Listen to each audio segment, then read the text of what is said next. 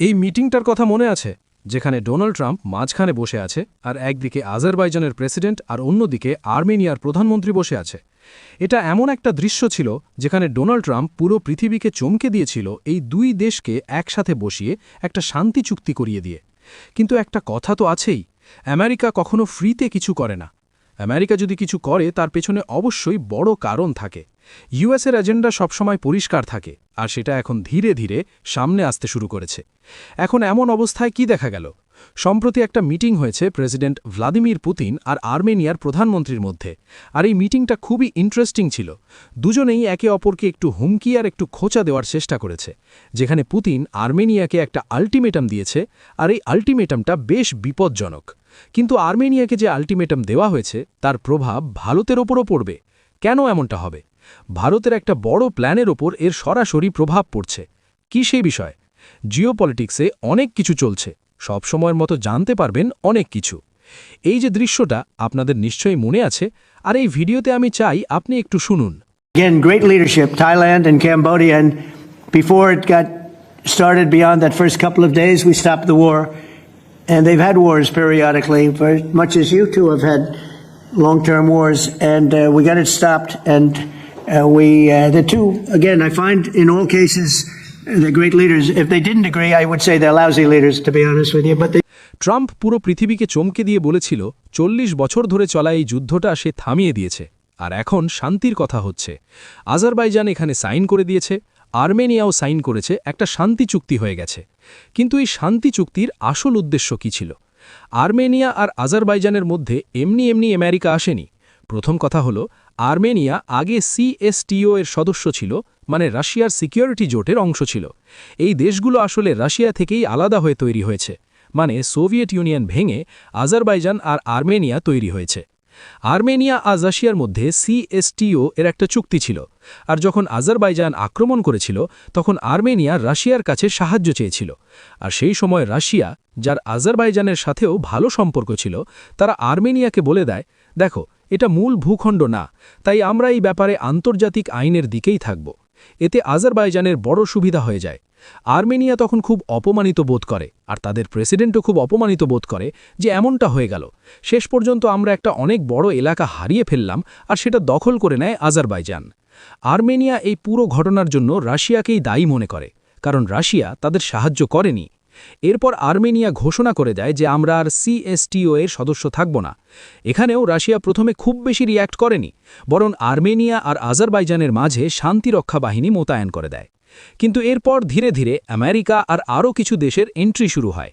তাদের মাথায় একটা প্ল্যান কাজ করতে শুরু করে, আর প্ল্যানটা ছিল, ভাই চলো, ইউক্রেন তো ইউরোপে রাশিয়ার পাশে আছে, এখন আর্মেনিয়ার লোকেশনও খুব গুরুত্বপূর্ণ, কারণ এটা ইরানের খুব কাছাকাছি।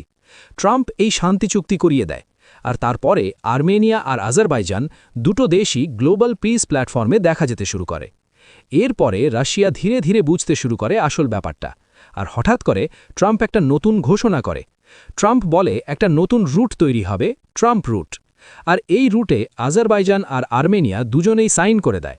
এই ট্রাম্প রুট, যেটা আর্মেনিয়ার ভেতর দিয়ে আজারবাইজানকে তার নাকচিবান অঞ্চলের সাথে যুক্ত করবে, একটা অর্থনৈতিক ট্রান্সপোর্ট করিডর হবে, আর এখানে আমেরিকান কোম্পানির 74% অংশীদারি থাকবে।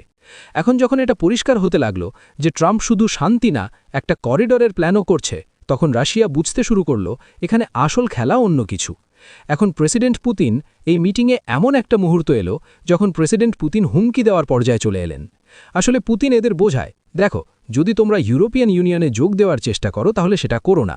তোমরা একদিকে ইউরোপিয়ান ইউনিয়নে যেতে চাও, আবার আমাদের ইউরেশিয়ান ইকোনমিক ইউনিয়নেও থাকতে চাও। একটার সদস্য হয়ে আছো আর আরেকটার সদস্য হতে চাইছো। এই দুটো একেবারে আলাদা সিস্টেম, দুটোর কাস্টমস আলাদা আলাদা, দুটো একসাথে চলতে পারে না। তাই তোমরা ইউরোপিয়ান ইউনিয়নে যোগ দিও না। তারপর তারা বলে, দেখো, আমরা তো তোমাদের সস্তায় গ্যাস দিতে পারি, যেটা ইউরোপকে $600 দিই, সেটা তোমাদের $175 থেকে $177 দেব। তাই তোমরা ইউরোপিয়ান ইউনিয়নে যুক্ত হয়ও না। এটা আসলে একটা সতর্কবার্তার মতো। কিন্তু এই সতর্কবার্তা কেন? এর পেছনে কারণটা বুঝুন। এক তো রাশিয়া দেখছে আর্মেনিয়া তার অনেক পুরানো আর গুরুত্বপূর্ণ সহযোগী। এখানে রাশিয়ার 100 নম্বর মিলিটারি বেস আছে, যেটা তুর্কি আর ইরানের সীমান্তের কাছে। এই বেস রাশিয়াকে এই এলাকায় শক্তিশালী উপস্থিতি দেয়। যদি আর্মেনিয়া হাতছাড়া হয়ে যায় তাহলে দক্ষিণ ককেশাস অঞ্চলে রাশিয়ার প্রভাব প্রায় শেষ হয়ে যাবে। রাশিয়া চায় না আমেরিকা বা ইউরোপ এখানে নিজেদের শক্ত ঘাঁটি তৈরি করুক। যেমন সম্প্রতি জেডি ভ্যান্স সফর করেছে, আমেরিকার নিউক্লিয়ার ডিল হয়েছে। আর্মেনিয়া এখনও সিএসটিওর সদস্য আছে, যদিও সেটা ফ্রিজ করে দেওয়া হয়েছে। কিন্তু যদি আর্মেনিয়া পুরোপুরি বেরিয়ে যায় তাহলে হতে পারে সিএসটিও কিছুটা দুর্বল হয়ে যেতে পারে। তারপর রাশিয়া আর্মেনিয়াকে সস্তায় গ্যাস দেয়, আর রাশিয়া চায় যে কোনো পরিস্থিতিতেই এই ভারসাম্যটা বজায় থাকুক। ইরান, তুরস্ক, আজারবাইজানের বিরুদ্ধেও একটা ভারসাম্য হিসেবে আছে আর্মেনিয়া। কিন্তু আর্মেনিয়া কি বলতে চাচ্ছে? আর্মেনিয়ার প্রেসিডেন্টের তাদের পুরনো অপমান মনে আছে আর তারা বের হওয়ার চেষ্টা করছে। ইনি একটা বক্তব্য দিয়েছেন, যে বক্তব্য শুনে পুতিন মাথায় হাত দিয়ে বসেছিলেন। আর সেই বক্তব্যটা কি ছিল? বক্তব্যটা ছিল, দেখুন, আর্মেনিয়া একটা গণতান্ত্রিক দেশ। তারা বলছিল, আমরা আপনাদের মতো সিদ্ধান্ত নেই না, আমাদের এখানে যে সিদ্ধান্তগুলো হয় সেগুলো জনগণের দ্বারা ঠিক হয় এবং জনগণের হিসেবেই হয়। তো এটা আসলে সরাসরি একটা খোঁচা ছিল। এখন যদি আর্মেনিয়া আর রাশিয়ার শত্রুতা বাড়ে তাহলে কি হবে? এখন পর্যন্ত তো শত্রুতা নেই, কিন্তু শত্রুতা বাড়তে পারে। এই সময় একটা বড় বিষয় হলো, ভারত এখন আর্মেনিয়াকে প্রচুর অস্ত্র বিক্রি করছে। ভারত এখন আর্মেনিয়ার সবচেয়ে বড় ডিফেন্স সাপ্লায়ার হয়ে উঠেছে। 2022 থেকে 2026 সাল পর্যন্ত প্রায় $4 বিলিয়ন বাণিজ্য হয়ে গেছে বা ডিল ফাইনাল হচ্ছে। Akash missile system, Pinaka rocket system, ATAGS howitzer, Marg, Swathi, gen অ্যান্টিড্রোন system, এমন অনেক কিছু রয়েছে। এর পাশাপাশি সামনে আরও বড় ডিল আসতে পারে, যেমন সুখোই 30 MKI এর 8 থেকে 12টা বিমান, আকাশ এনজি, এছাড়াও আছে ব্রহ্মোস। এখন যদি আর্মেনিয়া আর রাশিয়ার সম্পর্ক খারাপ হয়ে যায় তাহলে এর প্রভাব ভারতের ব্রহ্মোস বিক্রির ওপর পড়তে পারে। কারণ ব্রহ্মোস একটা যৌথ প্রজেক্ট, যেখানে ভারত আর রাশিয়া দুজনেই অংশীদার। আর আর্মেনিয়ার সাথেও পরিস্থিতি এমন হয়ে গেছে যে কোথাও আর্মেনিয়া পরের ইউক্রেন হয়ে না যায়, যেভাবে আর্মেনিয়া এখন ন্যাটো আর রাশিয়ার মাঝে পিষে যাচ্ছে। আপনার কি মনে হয় এই পুরো ব্যাপার নিয়ে? আপনার মতামত কি? কমেন্ট করে অবশ্যই জানান। অন্যদিকে সম্প্রতি খবর এসেছে, যখন আমেরিকা সরাসরি ইরানকে হুমকি দিল, ঠিক তখনই ইরান ভারতের সঙ্গে যোগাযোগ করল। জানা গেছে ভারতের পররাষ্ট্রমন্ত্রী এস জয়শঙ্করকে ইরানের পররাষ্ট্রমন্ত্রী আব্বাস সারাগাছি ফোন করেছেন। এই ফোনালাপে চলমান পরিস্থিতি নিয়ে দুই দেশের মধ্যে গুরুত্বপূর্ণ আলোচনা হয়েছে। এই আলাপচারিতা যুদ্ধ শুরু হওয়ার পর ভারতের এবং ইরানের পররাষ্ট্রমন্ত্রীর মধ্যে 6 নম্বর আলোচনায়। পররাষ্ট্রমন্ত্রী এস জয়শঙ্কর নিজেই এই তথ্য নিশ্চিত করেছেন। তিনি সোশ্যাল মিডিয়ায় পোস্ট করে লিখেছেন, ইরানের পররাষ্ট্রমন্ত্রীর ফোন এসেছে এবং তারা পরিস্থিতি নিয়ে কথা বলেছেন।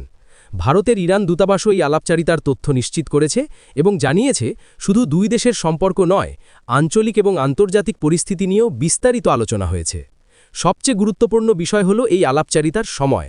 ঠিক সেই সময়ে মার্কিন প্রেসিডেন্ট ডোনাল্ড ট্রাম্প ইরানকে আবারও 48 ঘণ্টার আল্টিমেটাম দিয়েছেন। তিনি বলছেন, যদি নির্দিষ্ট কোনো ব্যবস্থা না নেওয়া হয় তাহলে আমেরিকা ইরানের পাওয়ার প্ল্যান্ট এবং সেতু লক্ষ্য করবে। শুধু তাই নয়, ট্রাম্প আরও কঠোর ভাষায় হুমকি দিয়েছেন যে কোনো চুক্তি না হলে আমেরিকা সব কিছু ধ্বংস করে দেবে এবং তেলের ওপর নিয়ন্ত্রণ নেবে। এই বিবৃতির পর পরিস্থিতি আরও উত্তেজনাপূর্ণ হয়ে উঠেছে। এই পরিস্থিতিতে ভারত কেবল ইরানের সঙ্গে নয়, মিডল ইস্টের অন্যান্য দেশের সঙ্গেও যোগাযোগ রাখছে। পররাষ্ট্রমন্ত্রী এস জয়শঙ্কর সংযুক্ত আরব আমিরাতের উপপ্রধানমন্ত্রী এবং পররাষ্ট্রমন্ত্রী আবদুল্লাহ বিন জায়েদ আল নাহিয়ানের সঙ্গেও কথা বলেছেন। এছাড়াও তিনি কাতারের প্রধানমন্ত্রী এবং পররাষ্ট্রমন্ত্রীর সঙ্গেও ফোনে আলোচনা করেছেন। অর্থাৎ গতকাল ভারতের পক্ষ থেকে মিডল ইস্টের 3টি দেশের সঙ্গে আলোচনায় বসা হয়েছে, যার মধ্যে ইরান, কাতার এবং সংযুক্ত আরব আমিরাত রয়েছে। ভারতের এই পদক্ষেপ অত্যন্ত গুরুত্বপূর্ণ, কারণ একদিকে যেখানে ট্রাম্প সরাসরি ইরানকে হুমকি দিচ্ছেন, সেই পরিস্থিতিতে ভারতের সক্রিয়তা অনেকটা ভারসাম্য বজায় রাখতে সাহায্য করছে। ভারত সবসময় বলেছে, কোনো সংঘাত হলে তা কূটনীতি এবং আলোচনার মাধ্যমে সমাধান করা উচিত।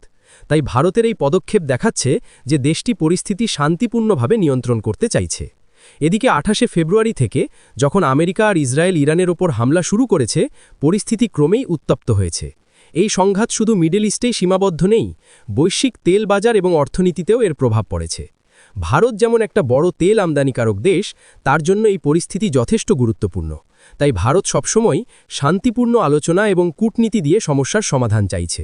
সারমর্মে বলা যায়, মিডল ইস্ট এখন এমন একটা অবস্থায় পৌঁছেছে যেখানে যে কোনো মুহূর্তে পরিস্থিতি আরও বিপজ্জনক হয়ে উঠতে পারে। ভারত সব স্তরে সক্রিয়ভাবে পরিস্থিতি নিয়ন্ত্রণ করতে চাইছে। একদিকে ইরানের সঙ্গে আলোচনায় বসেছে, অন্যদিকে কাতার এবং সংযুক্ত আরব আমিরাতের সঙ্গে যোগাযোগ করছে। এর পাশাপাশি গত 1 মাসে আমেরিকার সঙ্গেও নিয়মিত আলোচনা হয়েছে। এখন সবচেয়ে বড় প্রশ্ন হল কি কূটনীতি এই উত্তেজনাপূর্ণ পরিস্থিতি থামাতে পারবে? তবে ট্রাম্পের সরাসরি হুমকি দেখে মনে হচ্ছে কাজটা সহজ হবে না। পুরো পরিস্থিতি এখন বিশ্বের নজরে এবং সবাই আশা করছে যে ভারত সহ আন্তর্জাতিক শক্তিগুলো শান্তিপূর্ণভাবে সমাধান বের করতে পারবে। কাজটা সহজ হবে না। পুরো পরিস্থিতি এখন বিশ্বের নজরে এবং সবাই আশা করছে যে ভারত সহ আন্তর্জাতিক শক্তিগুলো শান্তিপূর্ণভাবে সমাধান বের করতে পারবে জোরে এবং সবাই আশা করছে যে ভারত সহ আন্তর্জাতিক শক্তিগুলো শান্তিপূর্ণভাবে সমাধান বের করতে পারবে।